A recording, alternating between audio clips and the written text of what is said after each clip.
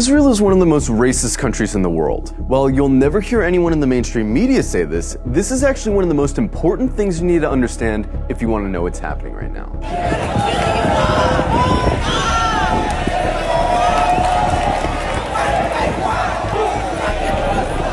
From its inception, the whole idea of Israel as a country was based on racism. Israel was conceived as a Jewish state, and while there's nothing wrong in principle with Jews having a homeland, the problem is that they insisted that that homeland had to be in Palestine, which already belonged to someone, the Palestinians. The slogan of Israel's founders was a land for a people without a land.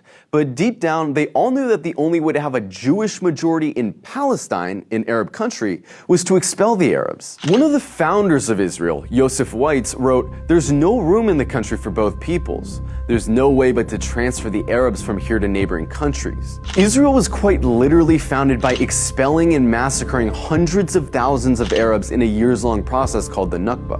And when you found a country based on racial exclusion, you're gonna get a culture that fosters and celebrates racial exclusion. Because countries that commit terrible atrocities rarely acknowledge committing those atrocities. And the presence of Palestinians who remained in Palestine became a constant reminder, not only of the violence that founded Israel, but of the constantly looming threat that they might come back and try to reclaim their land.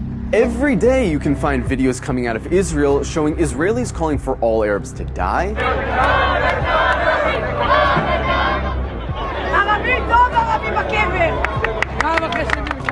insulting the Prophet Muhammad,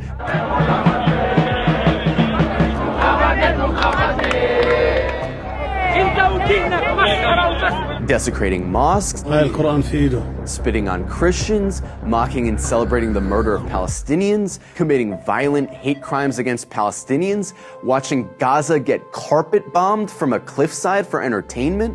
But don't just go off these anecdotes.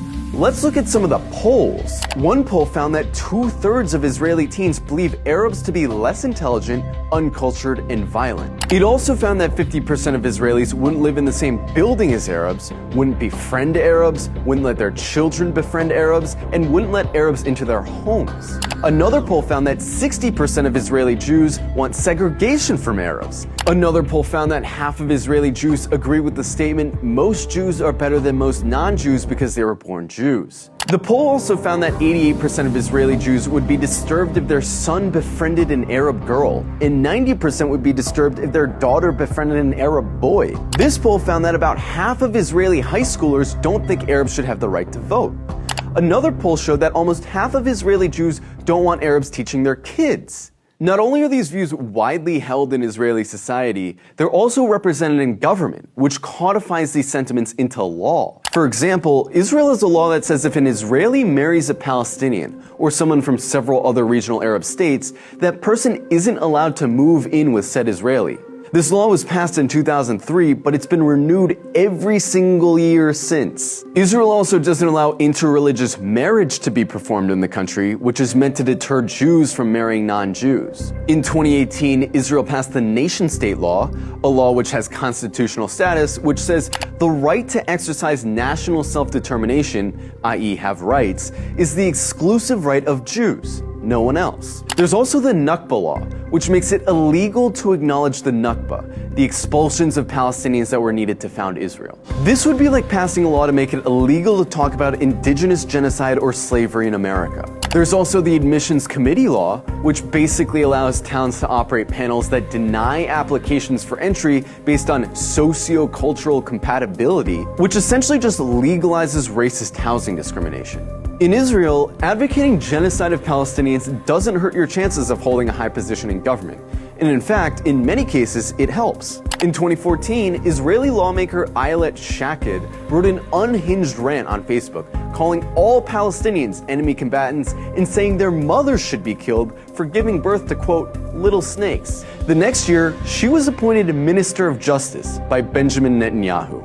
Itamar Ben-Gvir, a lifelong admirer of Meir Kahane, an Arab exterminationist, a man who praised a Jewish settler who killed a Palestinian for throwing a rock at him, a man who was famously acquitted after being criminally charged for chanting death to Arabs, is Israel's current Minister of National Security. He's not some fringe figure either. He's one of the most popular politicians in Israel right now. In the last few days, Israel's been working hard to cast itself as the victim of hatred, the victim of terrorism, the victim of anti-Semitism, that they have no choice but to lay siege to Gaza. But underneath this carefully concocted victim complex is a racist, Jewish supremacist state that's been trying to finish the job that the Nakba started for decades. And really, this shouldn't come as a surprise to anyone. After all, they're literally cutting off water and electricity to a city of 2 million people right now. Their generals talk openly about flattening Gaza and killing the animals, meaning Palestinians. It's obvious their goal is genocide.